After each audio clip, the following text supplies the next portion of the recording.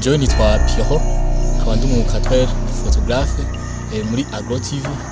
Tukaba turi passionné no gufotora ibintu nyene by'ibiterwa, ibintu by'ibirimwa ndetse n'ibintu by'ibitungwa bitandukanye. Ndi turagira ama video, nkaba ndavyishimiye cyane gose kubona nkora muri iyo secteur.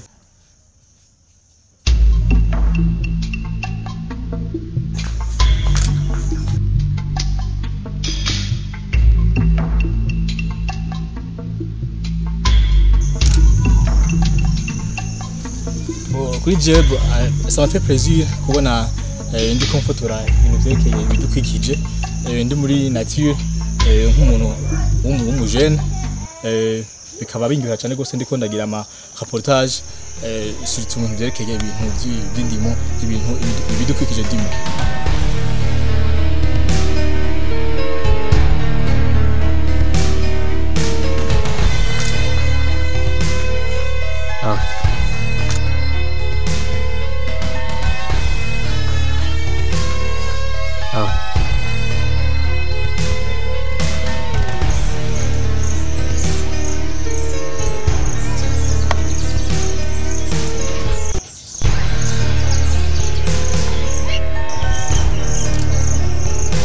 Hari ahantu ushika ugasanga hariho ibiterwa bitandukanye biri hwinshi, ubona ugasanga hariho nk'ikawa, amateke, ibitoki, amavoka, ukumva nyene utorengana udashoboye gufata ifoto.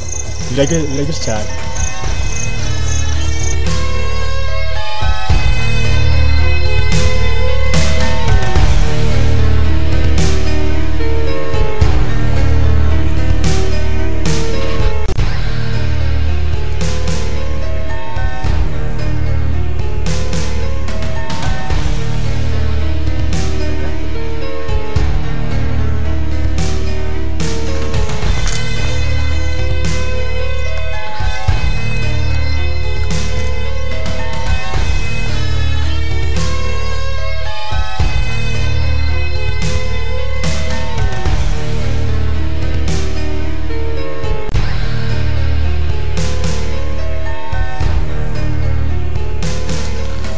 Dukeneye amafoto menshi atandukanye kandi afise isiguro, nico gituma riko turagenda.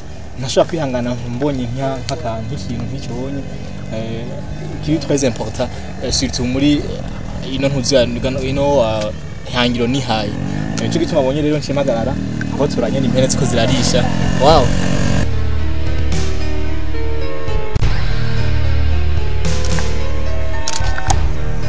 Igikuba kuri jeka cyari kirekire kubera ko hariho ibintu byinshi ntarafotora, nacyakeneye gufotora ibitoga byinshi, ama video menshi kuvyerekeye ibintu by'uburimyi. Hari abantu benshi turabizi turavyumva yuko abarundi tugizwe n'abarimyi, mugabo hari nk'umushwa kumubwira ati mbega ukamubwira ati nk'igihage kiri gitoki kimera kimeze gute, umuceri kiri muto umeze gute, mugabo abantu benshi ntibawuzi, mbere ntibanazi yuko n'ubu ubuzima abarimyi bato babayemo.